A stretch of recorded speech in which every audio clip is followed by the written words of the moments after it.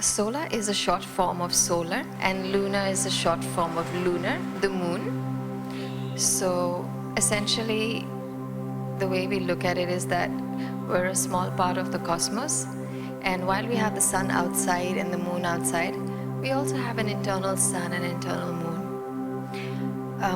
It's also about the practice of yoga as such, no matter what school you go to, the old traditional schools, is actually about bringing a balance between the mind and the body, between the left brain and the right brain,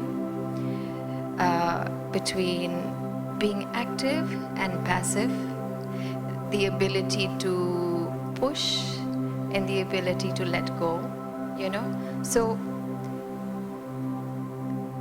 finding that edge where you know exactly what you need to do with clarity and doing it, that's what yoga will enable a person who practices yoga asanas with dhyan, which is now the word is called mindfulness.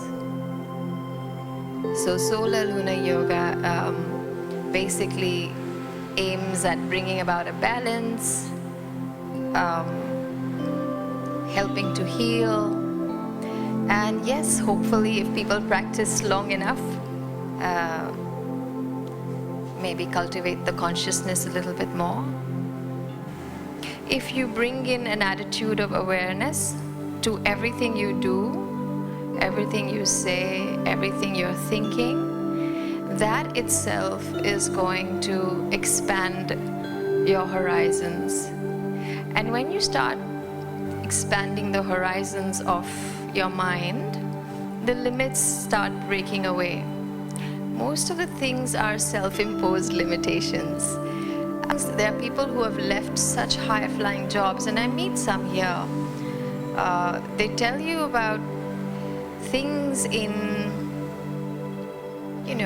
like, I don't think I should say this on camera, but like these are people who worked with the UN and people who worked with all these, huge names, organizations which are there to help people and countries and, everything else.